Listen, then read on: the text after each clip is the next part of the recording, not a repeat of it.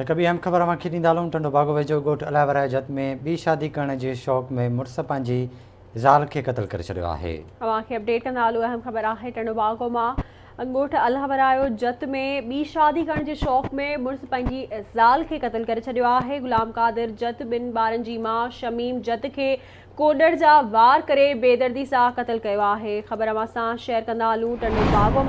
टंडो बागो वेझो ॻोठु अलावराय जत में ॿी शादी करण जे शौक़ में मुड़ुस पंहिंजी ज़ाल खे क़त्ल करे छॾियो आहे।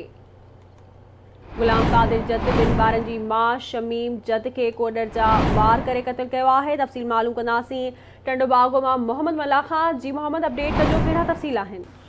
हाँ जी संजय, बिल्कुल तव्हांखे ॿुधाईंदो हलां त टंडो बागो लॻ ॻोठु अलावराय जत में गुलाम कादिर जत पंहिंजी शादीशुदा ज़ाल 25 सालनि जी नौजवान ज़ाल ॿिनि ॿारनि जी माउ मुस्मात शमीम जत खे कोडर जा वार करे क़त्ल करे फ़रार थी वियो आहे। पौती औरत जो लाश पोस्टमार्टम करण लाइ तिलका अस्पताल आंदो वियो आहे, जिते लाश पोस्टमार्टम करे वारसनि हवाले कयो वियो आहे।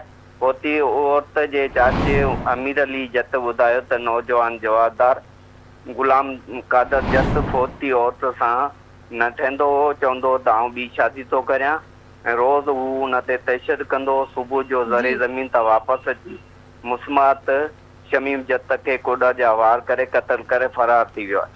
टंडो बागो थाणे ते केस दाख़िल कयो वियो आहे। जी संजय। ठीकु आहे मोहम्मद मल्ला, वॾी महिरबानी अवांजी तफ़सील खां आगाह करण लाइ।